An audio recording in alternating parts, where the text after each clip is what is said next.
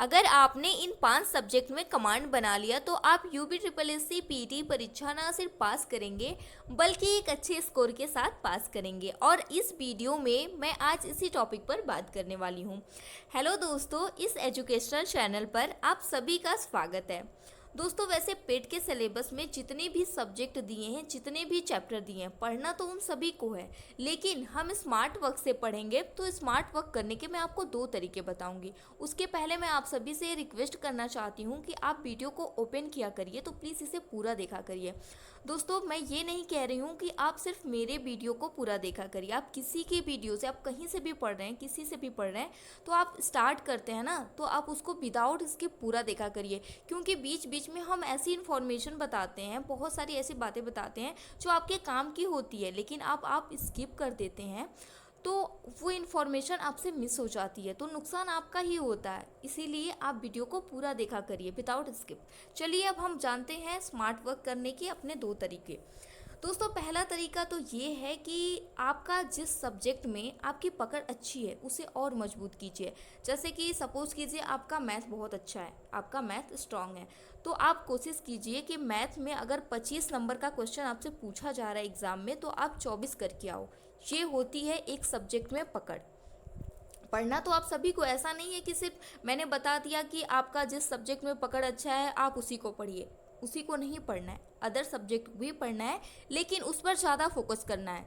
इतना फोकस करना है कि अगर आप 25 में से 25 ला पाओ तो अब तो एकदम वेल डन है। तो दोस्तों, दूसरा हमारा जो दूसरा तरीका है, मैं आपको स्मार्ट वर्क की जो दूसरा तरीका बताऊंगी वो है स्कोरिंग सब्जेक्ट पर पकड़ बनाना। दोस्तों, इसमें 5 ऐसे स्कोरिंग सब्जेक्ट हैं जिसमें आप पकड़ बनाकर भी इस पेट परीक्षा को पास कर सकते हैं। और स्कोरिंग सब्जेक्ट कौन कौन से हैं इस पर भी मैं आगे इस वीडियो में बात करूंगी। पहले मैं आपको ये बता दूं कि जो मैं पढ़ा रही हूँ दोस्तों इस चैनल पर, वो मैं कैसे पढ़ा रही हूँ और मैंने क्या क्या पढ़ाया है। दोस्तों, हिंदी में आपका 25 नंबर का, आप 25 नंबर मान के चलिए कि हिंदी में आपका 25 नंबर का पूछा जाएगा। हिंदी आपकी 25 नंबर की आएगी और आपको 25 में से 25 नंबर लाना है, क्योंकि हिंदी में ये पॉसिबल है, आप 25 में से 25 ला सकते हैं। ठीक है। हिंदी के सिलेबस में जो चैप्टर दिया गया है उसमें से एक तो है संधि, एक आपका कौन सा है, संधि है, हाँ। दूसरा लिंग है, तीसरा है विलोम, चौथा है पर्यायवाची, सामान्य अशुद्धियाँ, श्रम शुद्ध भिन्नार्थक शब्द जो कि सुनने में तो समान लगते हैं लेकिन अर्थ अलग अलग होता है। वही मुहावरे, लोकोक्तियाँ, वाक्यांश के लिए एक शब्द, लेखक और उनकी रचनाएं।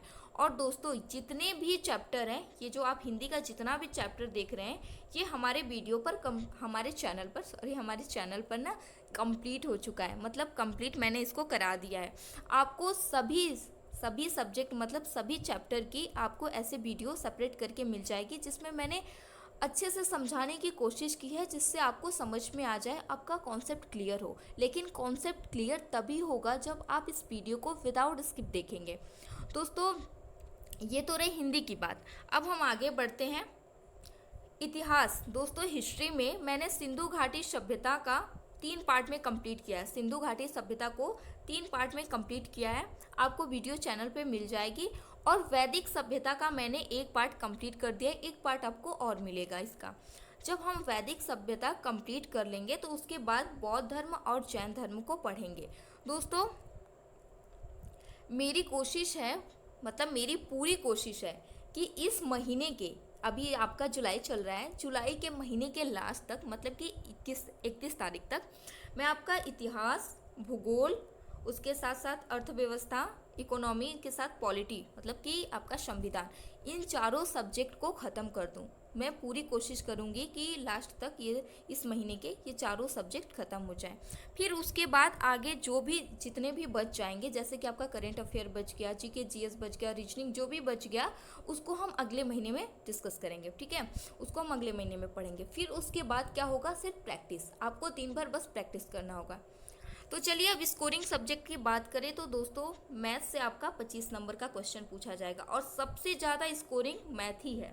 मैथ से आपका 25 नंबर का क्वेश्चन कैसे बनेगा, तो डीआई से आपका 20 नंबर का क्वेश्चन आएगा। डीआई से आपका 20 नंबर का क्वेश्चन पूछा जाएगा, डीआई से। और डीआई दोस्तों बहुत इजी होता है। 5 नंबर का न्यूमेरिकल आएगा और 10-20 नंबर का डीआई आएगा। डीआई में एक टेबल डीआई आएगा, दूसरा ग्राफ आएगा, और ये दोनों बहुत ही इजी होता है। बस आपको समझने और पढ़ने के देर है, आप पढ़ लेंगे समझ लेंगे ना तो आपको डीआई ज़्यादा आसान लगेगा। तो अगर आपका 20 नंबर का डीआई हो गया, 5 नंबर का ये मैथ हो गया, तो यहाँ से आपका 25 नंबर हो गया। हिंदी से आपका 15 नंबर का क्वेश्चन पूछा जाएगा। 10 नंबर का तो आपका वो आता है ना जो पूरा दिया रहता है गद्यांश, उसमें से पढ़ के नीचे पढ़ के 5 ऑप्शन दिए रहते हैं, पढ़ के उसमें से आंसर देना होता है। वो तो किसी का गलत नहीं होगा, वो तो सबका सही होगा। तो आपका 10 नंबर वहाँ से हो गया। 5 नंबर जो भी आपने पढ़ा, मैंने पढ़ाया है, वहाँ अगर पढ़ लेंगे उतना ही काफ़ी होगा। 5 नंबर इजीली वहाँ से आपका आ जाएगा। तो 15 नंबर हिंदी का हो गया। जीके जीएस से 10 नंबर का क्वेश्चन पूछा जाएगा दोस्तों। जीके जीएस और करंट अफेयर, अगर इन दोनों को हम मिला के बात करें तो 20 नंबर का क्वेश्चन पूछा जाएगा।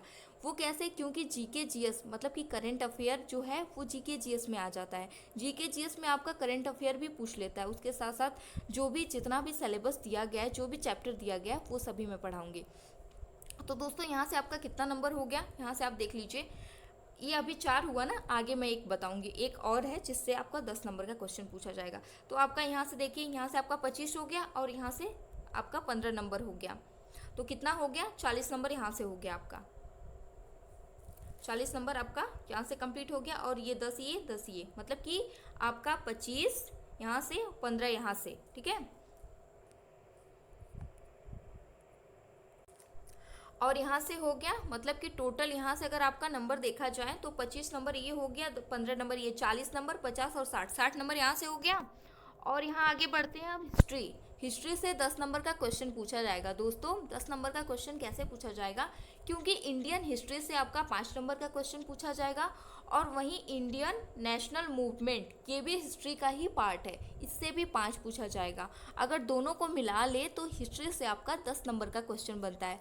तो मतलब टोटल अगर 5 सब्जेक्ट को मिला ले इन पाँचों को, तो आपका 70 नंबर तो यहीं से कवर हो गया।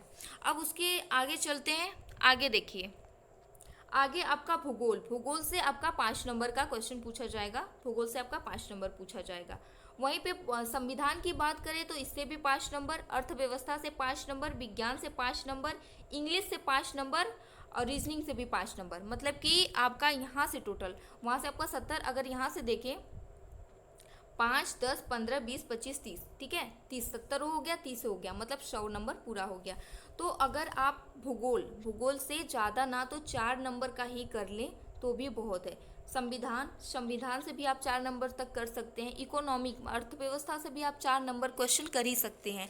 साइंस से भी आप, साइंस में बहुत ही इजी क्वेश्चन पूछा जाएगा दोस्तों।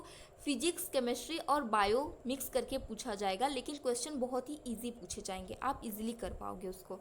और रीजनिंग की बात करें तो रीजनिंग भी बहुत आसान होती है दोस्तों। रीजनिंग बहुत आसान, बस उसको समझने की देरी है। अगर आपने समझ लिया ना तो जो रीजनिंग है ना आपका फेवरेट सब्जेक्ट बन जाएगा। तो रीजनिंग से 5 नंबर, मान लीजिए किसी को प्रॉब्लम है रीजनिंग में, बहुत लोग को रीजनिंग नहीं भी आती है, बहुत लोग पहली बार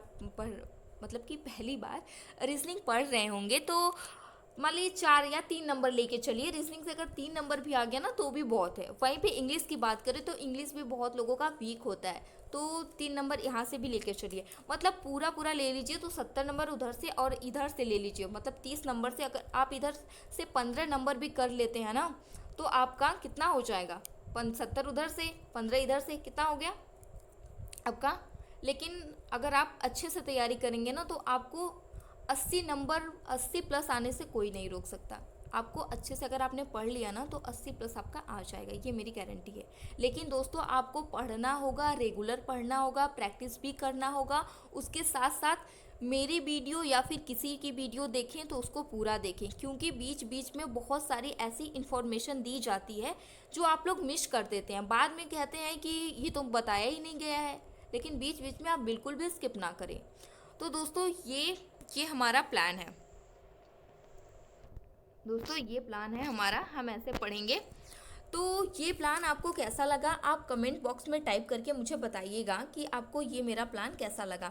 दोस्तों प्रैक्टिस सेट मैं आपको करवाऊंगी लास्ट में, जब पूरा ख़त्म हो जाएगा ना तो लास्ट में मैं प्रैक्टिस करवाऊंगी। उसमें भी आपको बहुत सारे, मतलब कि जो भी छूट गया है, मतलब ज़्यादा तो छूटा नहीं है, मैंने पूरा करवाया है, लेकिन एक आध प्रश्न जो छूट गया है वो भी मैं उसमें दूंगी। मतलब प्रैक्टिस में आपको सब कुछ मिलेगा। आपकी ऐसी प्रैक्टिस होगी कि एग्ज़ाम तो आप बहुत ही अच्छे से पास कर लोगे। लेकिन लेकिन एक बात का ध्यान रखना है, आप भूलिएगा मत, मैं आपको याद दिला दूं कि इसमें निगेटिव मार्किंग भी है, इसलिए आपको सोच समझ के ही आंसर लगाना है। तो आप निगेटिव मार्किंग को ध्यान में रखते हुए पढ़िएगा, और एग्ज़ाम में भी बैठिएगा तो निगेटिव मार्किंग को भी ध्यान में रखिएगा। ये ना कि ये क्वेश्चन नहीं आ रहा है तो इसको भी लगा दे भगवान भरोसे, क्या पता सही ही हो जाए, तो ये यहाँ पर नहीं होने वाला है। भगवान भरोसे नहीं लगाना है, आपको मेहनत करनी है, पढ़ना है। अगर आपको सफलता चाहिए तो दोस्तों मेहनत तो करनी ही पड़ेगी, बिना मेहनत के तो सफलता मिलने वाली नहीं है। तो आप मेहनत कीजिए, और हमारा यही कोशिश है कि आपका सिलेक्शन हो, आप अच्छे स्कोर से पास होएं, ठीक है, और आगे भी आपका ऐसे ही चलता रहे, मतलब आप ऐसे ही सफल होते रहें। दोस्तों आपको अगर मेरी इन्फॉर्मेशन पसंद आई हो, आपको मेरा प्लान पसंद आया हो, तो प्लीज़ मुझे मोटिवेट करिएगा, कमेंट बॉक्स में टाइप करके बताइएगा कि आपको कैसा लगा। आप लाइक करके मुझे मोटिवेट करिएगा, जैसे मुझे ये तो पता चलेगा ना कि आप लोगों को मेरी वीडियो पसंद आ रही है, तो आप लोग लाइक कर रहे हैं। अगर किसी को ज़रूरत हो तो आप उसे शेयर भी करिएगा, और चैनल पर पहली बार आए तो इसे सब्सक्राइब करके बेल आइकन को भी प्रेस कर लीजिएगा। Thank you.